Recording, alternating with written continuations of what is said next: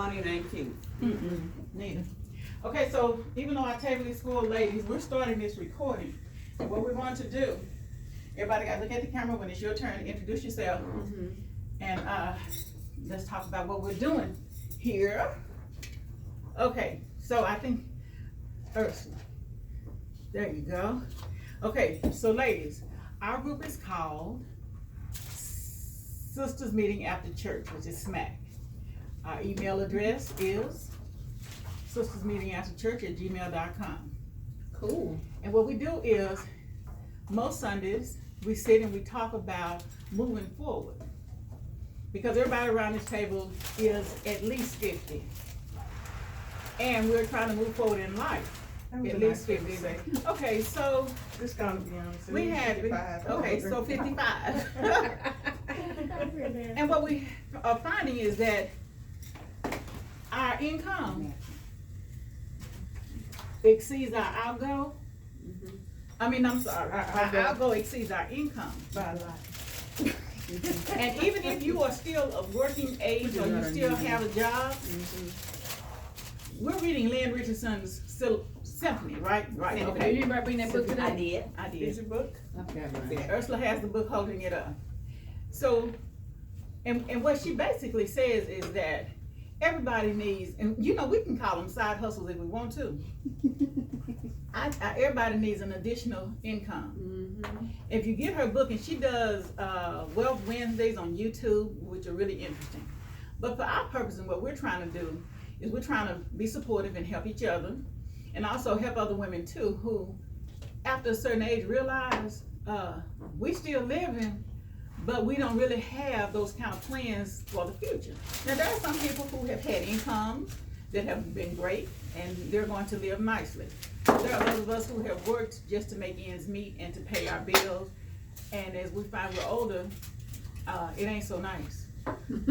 So, my name is Sonia, and I was walking one morning, and talking to myself, or God, or, you know, whoever's listening, and saying, what am I supposed to do? What can I do? And we always say, you know, you work to your strengths. I like to cook, and I love to bake. So I said, oh, you know what? And it came to me, tea cakes in a cup. Then I said, no, I don't want to do tea cakes. Why just not do just desserts in a cup? This is working really fine. It's working really well, and I'm going to continue to do it. So to my right is Minister Sherry Fluellen, and I'm gonna let her tell you a little bit about herself. Okay, what I like to talk about is how the group got started. There's just a few of us that come to church every Sunday, maybe about 10, 11. And we're missing one person, she's not here today. And so what we usually do, we just hang out after church and chit chat and talk and stuff like that. And then we start bringing little snacks, and we start bringing food and stuff like that. And then we decided to start to talk about what we want to do with the second half of our lives. That's kind of where we are right now. And so that's how we got started on the book that Sonia introduced to us.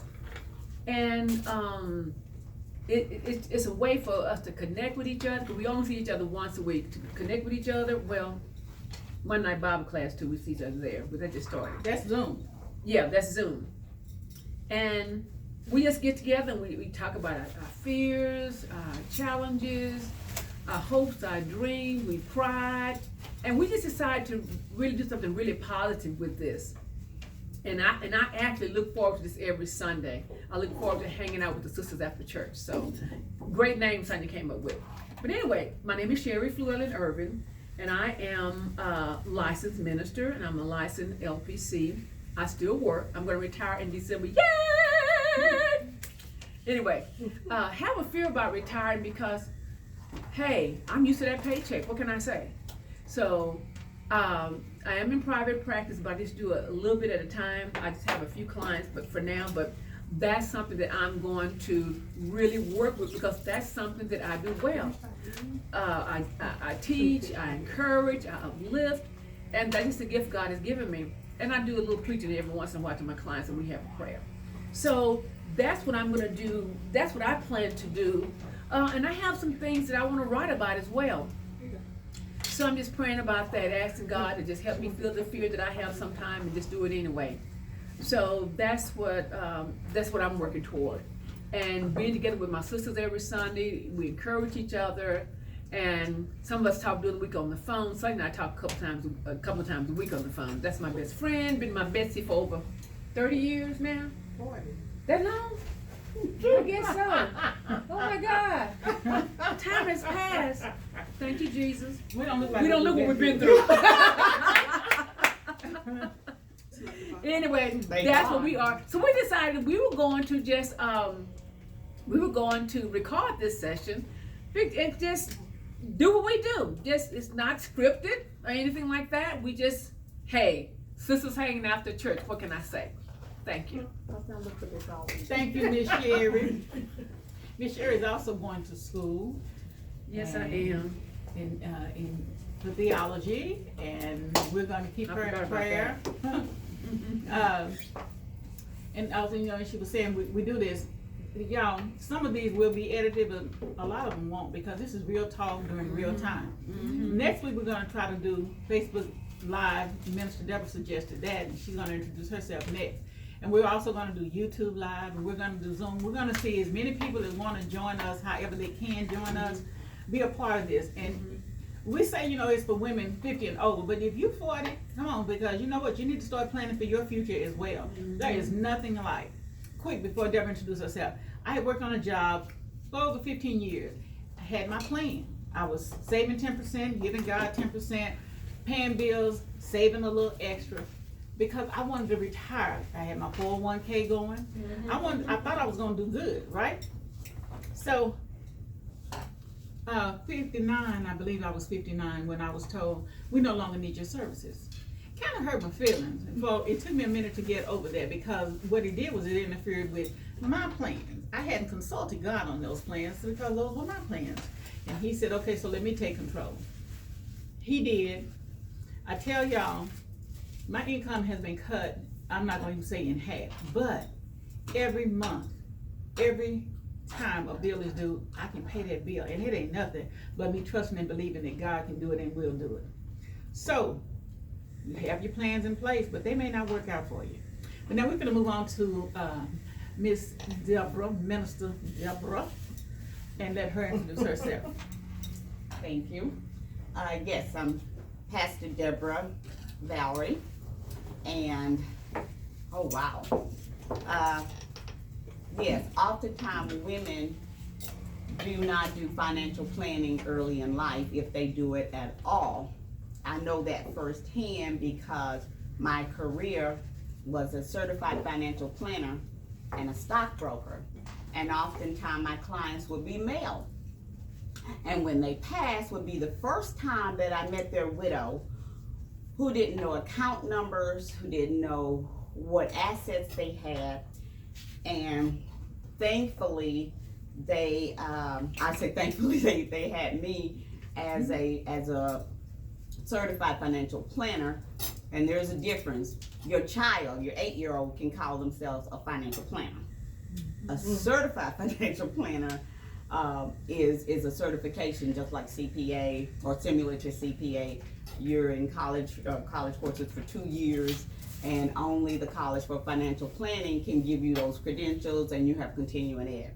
I say that because my whole mindset was educating people who were not exposed to financial planning. And I held their hands and I taught them. And I did that with most of my clients because by my design, I targeted minorities. But it's not just minorities, this is everybody. Financial planning is not taught in school. You can get a high school diploma, you can get a college degree and not know how to balance a checkbook. Tell us what you want to do. Say what? Tell us what you want to do, where you want to go. Okay. And so, I'm backing up. And so that was my career, and it gave me I was always a planner. And when I took what I thought was a sabbatical at age 47, I had $500,000 in assets. I had 4 duplexes, so that's 8 living units, and a rent house. And life happened. A divorce happened, and depression happened. and my assets disappeared. Hmm. So even if you are a planner, Hmm. life happens. Mm-hmm. So at 60 plus, I have started over again. The first part was getting healthy. So a lot of what I will be talking about is when life happens. I've been at the site of a bombing, the Boston bombing, the shooting of the police in Dallas. Those were traumatic events for which I had to have treatment, EMDR, TMS, CBT, diagnosed with chronic depression, narcissist abuse syndrome. That was the second marriage. So I have been Deborah Foster, I have been Deborah Reed, and I went back to my maiden name, Deborah Valerie. All right. I like that one, I'm gonna keep that. But I realized my parents lived till 93 and 91, so I may be here 30 plus more years. So I need to supplement my income. And so that's what we started talking about, and that's what this book focuses on. And I suggest if you're a beginner in thinking about financial planning and starting a business or having multiple streams of income, I recommend her book, because I'm very critical and everything she said in here is true. And so my input as we go through these sessions, and like Sonia said, we're going to have a Facebook group so that you can comment through the week. Join the group, comment through the week, and on Sundays when we broadcast, we'll be answering questions that we got most often. Did I cover everything? Okay. You didn't cover what you moving forward, what your plans are. My plans moving forward will be multiple streams of income. One will be teaching people how to declutter online, because one of the coping mechanisms I used during trauma was I went from being a minimalist to having hoarding tendencies and collected a whole bunch of stuff. And I've been successful in helping others because I know the shame, embarrassment, and isolation of somebody with hoarding tendencies. You are not a hoarder. You have hoarding tendencies. So I will be working with that. I also will be working on mindfulness in terms of how to calm yourself when the anxieties of life happen. Things that you can do online, either through a course or coaching. And the third thing will be some financial planning, the best way to structure businesses for tax purposes, a lot of what she says in terms of keeping your income, because the tax laws in this country were written for small business and most people have no idea how to take advantage of that. So I'll be elaborating on a lot of stuff that she covers in this book, and that's what I'll be doing. Well, thank you, ma'am. I did have a question in mind to ask you, but we'll wait. Our next wonderful person, who is really not on camera, and she don't lean forward, I'm gonna put her on camera. There she is. She's the baby of the group, y'all. Yes, I am. And so we're gonna let her introduce herself. Hi, my name is Ursula Carlout, and as Sonia stated, I am the youngest in the group. I am the 55-year-old, and just turned 55 on the 13th of this month. So I finally made it into the group. Like the other ladies, I'm part of the ministry, or the video ministry here. So that's how I got to be part of this group and coming in. My story is a lot just like theirs in taking part. I worked for over 20 years after I got my first degree in college, which was in chemistry. I've then went back to school later on and got a degree, bachelor's degree in information technology, computer science and then went and got a master's in information technology and also in international business management. So I worked for 25 years in the IT division and with different companies, HP, EDS, HP, a company called Nortel Networks. It doesn't exist any longer, I don't think. And then with VMware for different companies, and then I got laid off. During that time period, I did plan. I did put money on the side, And at one point, my salary was very good for me as a single person. No children, had my own home. I bought my home when I was 32 years old.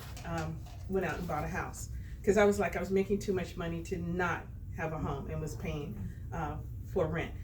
And actually, let's work back because I actually bought a condo, kept the condo 2 years, and then sold that and bought a home. And so I thought that financially I was doing well and did have a nice savings. Unfortunately, like everyone else says, life happens. Life happened to me not directly, but some things went on in my family, and family members had other problems, had issues and problems, and things happened to them. I've always been one of those people that was giving. I've always been a giver.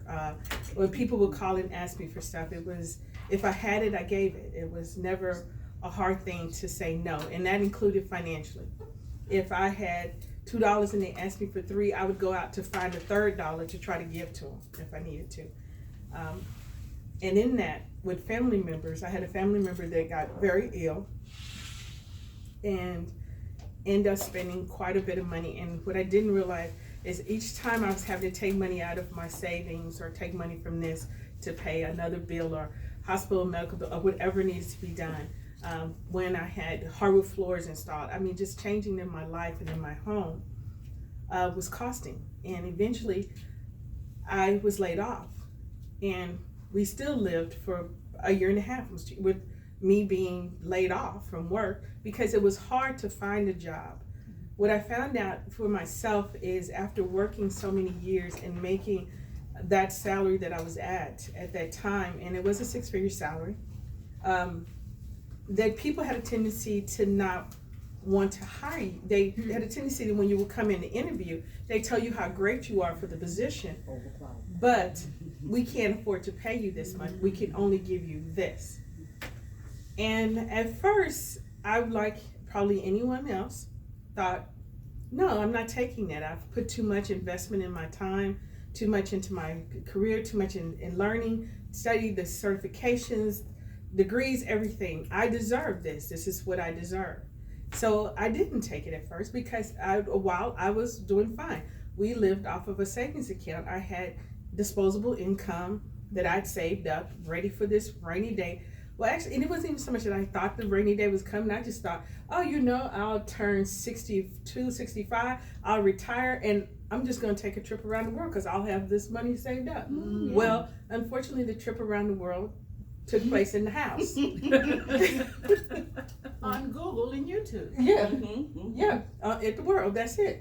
That's how we did the world visit. Mm-hmm. Pulling up videos and watching other people that visit. And and that helped. What I did realize for myself is that I fell into a depression. Mm-hmm. And I didn't realize that. I thought I was doing good. It actually took a very close person to me, my god sister, to tell me this. She said, have you noticed that you've been snapping at people lately? She said, and you never snap at people. She said, people can say anything, and you'll sit there and smile at them. Because my thought on it was always, if you don't impact my life, if you aren't somebody that I see as someone I love and care about, somebody that impacts or tickles my fancy or makes me happy, and if you're not paying my bills and you don't impact my direct destiny to get to God, then you were not that big of an impact to me. So there was no reason to get upset or to act crazy. I could sit there and listen to you say whatever you wanted to say, and if you didn't fall in those groups, that was fine, and I could respond in time. But I then turned to where I was snapping at people. I became short-tempered, and everything became, it was just like this grinding thing. So I realized that something needed to change. The problem is I didn't know how to change it. And sometimes I still don't know how to change. I know that I need something different. I know that I don't want to go back into the corporate world. That's not to say that I may have to, because things still cost. There's still the cost of living. Yes. Unfortunately, I have now used the savings plus the retirement and everything else that's out there to just live and survive. There have been some very traumatic things in my life was I didn't realize how impactful it was. It was a big impact. My mother had a stroke a couple of years ago, and I thought I was okay about it. And that, it's my mother, I can handle this. But I didn't realize until I was sitting there one day and actually started crying that it scared me because my mother had changed. This was not the same mother I had, all these years. Then on top of that, my brother was sick and I was already helping him. Then he got worse, had a leg amputated, had moved in with me because of things in his health problems, so I was taking care of that. Then he had a leg amputated. So then I became this home health care person, and that was one of the things that was furthest from my mind in my life, is doing that. I just couldn't imagine that happening to me. In the course of that, unfortunately, he's passed away this year, and now all of a sudden. And it kind of started. Younger brother. This is my younger brother. This is my younger brother. In the course of that, I've also gained a teenager. Do not elaborate. You and She's Harriet. going to watch this.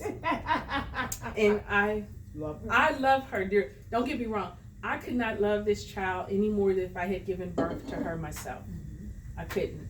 But it is just, I just truly. When I heard people talk about teenagers and what teenagers were like, I remember my father telling me one time that I did a bad job at preparing them for teenagers because I was a different teenager from my brother. He was a very stressful teenager, apparently for them. Teenager. And I just kind of breezed. Typical boy. Yeah, and I kind of breezed it. I was never one of those kids that if I would ask for something, I'd ask for it, and if they said no, I go okay and walk off. I eventually got it. I learned at a very early age that the best thing to do with my parents was to say okay and leave and not argue with them. And just wait, and I got everything. He, on the other hand, he wanted to argue his point every day, all day, for hours. And then he'd get mad when he didn't get it. Well, you got Ursula this. Why can't I have Ursula? She didn't do that to us. So those are just things that I came to the group to just try to help with my therapy and just getting myself together. When I say I don't know that I don't want to go back into a corporate world, I found that one of the things in the last year that has helped me get through some times when I was very stressful and helped me calm down was I started making wigs. Don't ask me how I got into it. I can't even begin to tell you how it happened, why I decided to go buy a wig head and some hair and sit down and start making a wig, but I did. And I found that it was very calming for me. When everything was happening and going on, I was in the room, I was sitting there and I was doing a wig, and they'd run through and say, issues were going on. I'd be like, okay, I'll get it in a minute. And I go on. And I started making wigs, and I started making wigs for family, for my niece and then my other niece and then cousin, friends and stuff. So I've made a couple of those. And I decided I do want to continue that. And I've actually started researching and studying on not only doing wigs as my business and doing custom wigs, but hopefully getting into doing medical wigs and trying to do that as part of my business. Along with using my IT skills, which I did not think about. These lovely ladies here, IT illiterate.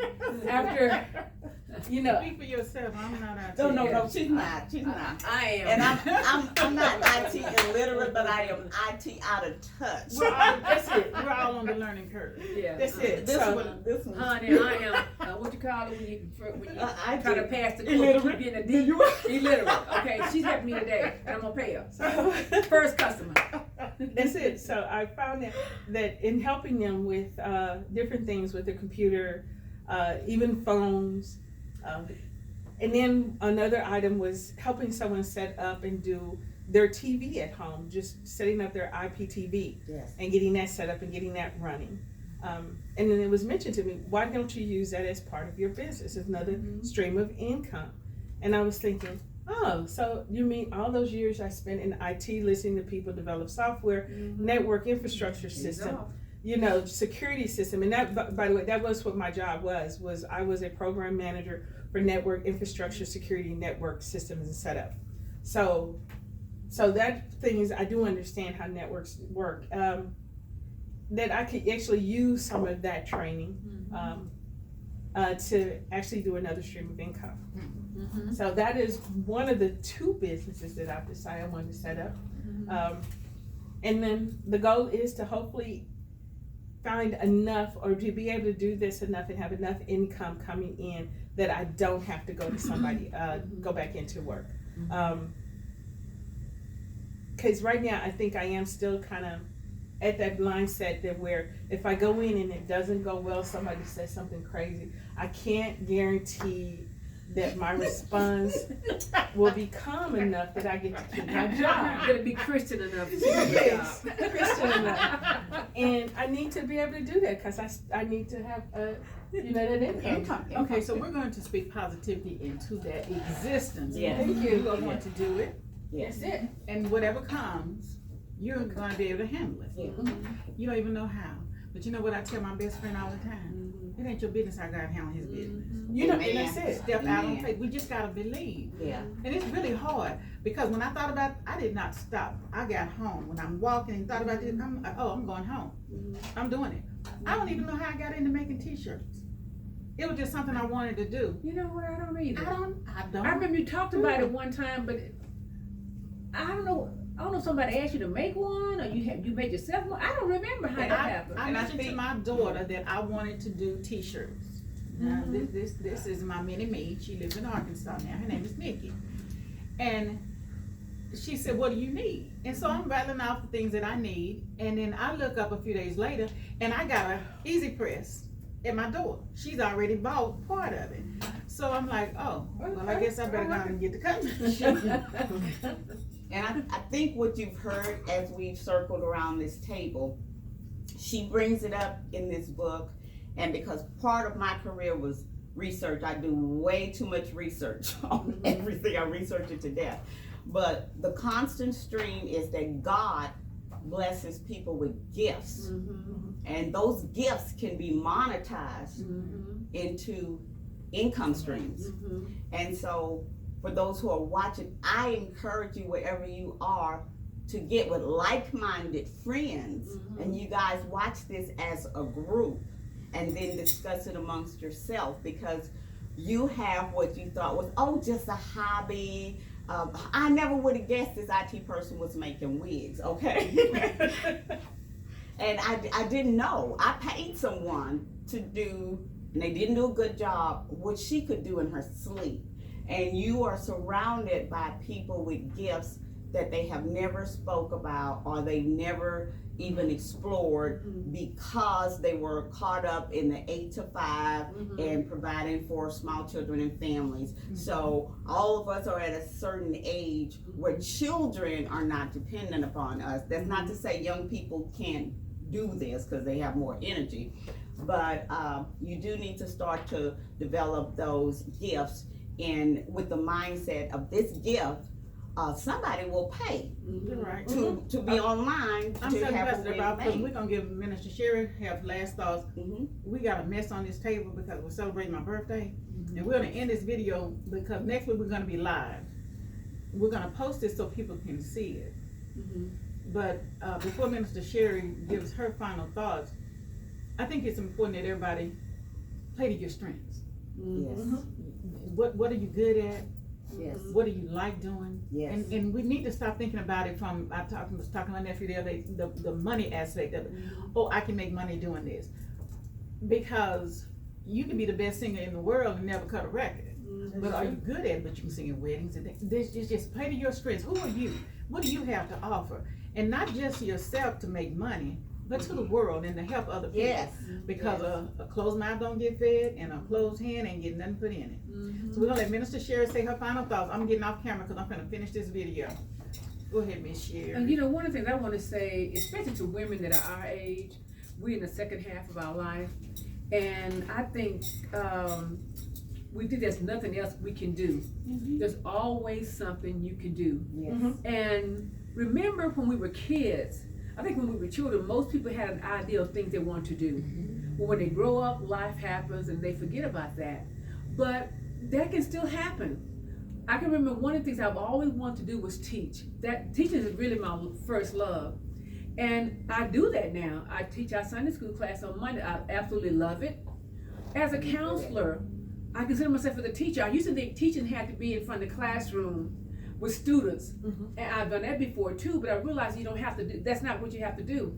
How many times have people sought you out because they wanted some advice? Because you're the one they could talk to. I'm gonna call someone because she's gonna tell me the right thing to do. And life is not over. Life is not over until the fat lady sings. This fat lady If ain't they not, singing if yet. they not throwing, if they not throwing any gravel over your grave, you still, if you're living and breathing, there is still something you can do. What is that thought that comes in your mind all the time?